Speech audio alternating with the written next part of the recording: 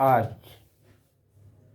रामचरितमानस जी से माता सीता ने प्रभु का जो दर्शन बगीचे में किया उसके आगे की कथा कहने जा रहा हूँ।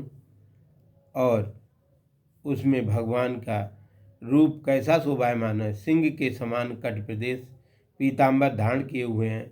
शोभाशील अर्थात सुंदर स्वभाव और सदव्रत खजाने के स्वरूप सूर्य कुल के अलंकार भगवान श्री राम को देखकर सखियां माता जी से क्या कह रही हैं उसका वर्णन गोस्वामी जी कहते हैं कि उनको साकार रूप को देखकर सब कुछ मनमोहित और भूल जाएगा।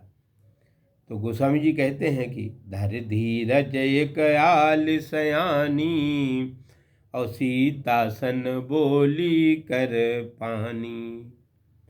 बहुर गौर कर ध्यान करई हो, भूप किशोर देख कन लय हो। और सकुच सिए राम तब नैन उधारे, और सन्मुख दो रघु सिंधु निहारे। नख सिख देख राम कै शोभा, सुमिर पिता मन अति शोभा। इस प्रकार धैर्य को धारण करते हुए मेरी माता एक चतुर सखी का हाथ पकड़कर माता सीता जी से कहने लगी कि हे राजकुमारी जी, पार्वती जी का ध्यान कर पीछे कर लीजिएगा। लता के भवन से प्रकट हुए जो दोनों राजकिशोर हैं उनको आप देख लेती। तब सीता जी ने संकोच पूर्वक, बहुत ही संकोच मन से दोनों नेत्रों को खोला और अपने समक्ष रघुकुल के सिंह के समान पराक्रमी श्री राम जी को निहार कर नखसिख पर्यंत श्री राम की शोभा देखकर पिता की प्रतिज्ञा का स्मरण करके सीता जी के मन में बहुत क्षोभ हुआ और मन में सोचने की लगी कि इतने कोमल प्रभु, इनके हस्त राघव जी कैसे धनुष तोड़ेंगे। उनके मन में बड़ी चिंता हो गई कि हे हमारे सुकुमार सुकोमल हाथों वाले प्रभु, इस शंकर जी के पिनाक नामक धनुष को कैसे तोड़ेंगे। आगे कहते हैं कि परबस सखिन सखी जब सीता, परबस सखिन सखी जब सीता। भयो गहरु तब कहे सभीता, पुण्याओ बेअब बौरियं काली। अस कै मन बेह से एक आली। इस प्रकार जब माता जी सोच कर रही थीं तो उन्होंने कहा ये सब पराये बस परमात्मा के बस में है। श्री राम के बस में देखा और परमेश्वर श्री राम को सीता जी ने बस में देखा तब सभी भयभीत होकर बोली विलंब हो गया है, अर्थात शीघ्र राजभवन चल देना चाहिए, अथवा विलंब हो गया है, सीताराम जी का मिलाप पहले ही हो जाना चाहिए था। कल इसी समय हम लोग फिर में आएंगे, अथवा हे सीते अभी चलिए, इसी समय कल फिर आ जाएंगे, अथवा ये राघव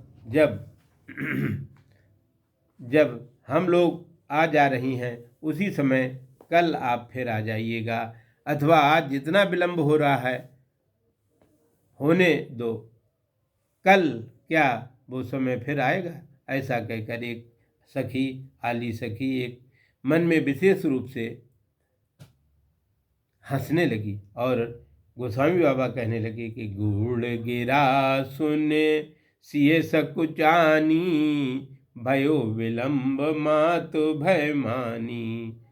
और बार बाड़े धैर्य राम और आनी, धार बाड़ धीर राम और आनी। और फिर अपन पाँव पितु बस जानी।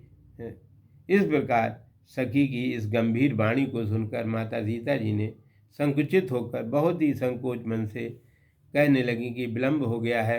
उन्होंने अपने मन में माता सुनैना का भय आने लगा और बहुत धैर्य धारण करके श्री राम को अपने हृदय में पधरवा कर अपने को अपने मनोरथों के पिता के अधीन समझकर सीता जी की पुष्पबालिका से भवन की ओर लौटी। और लौटते समय गोस्वामी बाबा कहते हैं कि देखन मिस मृग बेहर तरु, फिरई बहोर बहोर, और निरख निरख रघुबीर छव बाणे प्रीत न थोर।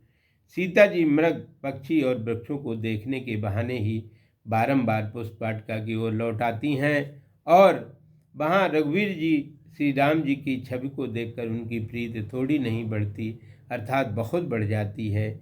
यहीं पर अवाहित्या संचारी भाव का उदाहरण है। कहा है कि गोस्वामी जी कहते हैं कि जान कठिन शिव चापि विशूरत, चली राखोर श्यामल मूरत।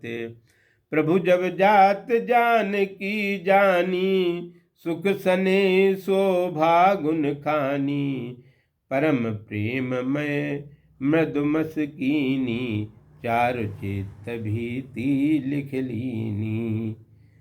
इस प्रकार भगवान शिव के इस मनोहर रूप को देखकर माता क्या कह रही हैं, वो सब चित्रण गोस्वामी जी ने बड़ी मनोहर शब्दों में किया और कह रहे हैं कि शिव जी के धनुष को कठिन जानकर माता सीता चिंता करने लगी कि ये हमारे श्याम शलोने इस धनुष को कैसे तोड़ पाएंगे।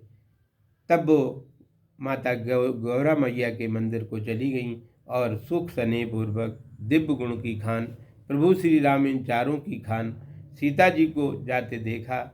तब मर्यादा पुरुषोत्तम भगवान श्री राम ने परमेश अर्थात दाम्पत्य प्रेम को जो ही कोमल स्याही बनाई है, आपने उससे चित्त भीति दीवार पर सीता जी को चित्रित कर लिया, अपने हृदय में धारण कर लिया और कहने लगे कि गई भवानी भवन बहोरी, बंद चरण बोली कर जोरी। और भवानी के सम्मुख जाके माता सीता जी कहने लगीं कि सीता जी फिर अर्थात भव्य स्त्री पार्वती जी के मंदिर में गईं। पार्वती जी के चरणों में बंधन करके हाथ जोड़कर बोली, जय जय गिरबर राज किशोरी, जय महेश मुख चंद चकोरी। जय जय गिरवर राज किशोरी, जय महेश मुख चंद चकोरी। जय गजवदन सदानन माता, जगत जननी दामिनी दुत गाता। जगत वदन गज वदन सडानन माता, जगत जनन दामिनी दुत गाता। नहीं तव आदि मध्य अवसाना, अमित प्रभाव वेद नहीं जाना। भव भव विभव पराभव करनी, विश्व मोहिन सुबस बेहरनी। हे पर्वतराज की किशोरी पुत्री, आपकी जय हो जय हो जय हो। हे महेश अर्थात महान ईश्वर शिव जी के मुख पर चंद्र की चकोरी, आपकी जय हो। हे हाथी के मुख वाले गणेश और 6 मुख वाले कार्तिकेय की माता, हे जगत को जन्म देने वाली बिजली के समान प्रकाशमान शरीर वाली भगवती, आपकी जय हो। आप आदि और मध्य अंत नहीं है, आपके असीम प्रभाव के वेद भी नहीं जानते हैं। आप संसार के जन्म वैभव युक्त पालन और पराभव अर्थात संहार करने वाली हैं। आप विश्व को मोहित करने वाली हैं और अपने बस में किए हुए शिव जी के साथ विहार करने वाली हैं। पति देवता सुती मैं प्रथम देख तव रेख, महिमा अमित न सकें कह सहस शारदा शेष। हे माता जी, पतिव्रता सुंदर नारियों की सेवा आपकी प्रथम रेखा है, अर्थात आप सर्वप्रथम सती शिरोमणि हैं और आप ही ऐसी महिमा के सहस्त्रों सरस्वती और शेष नहीं रह सकती हैं।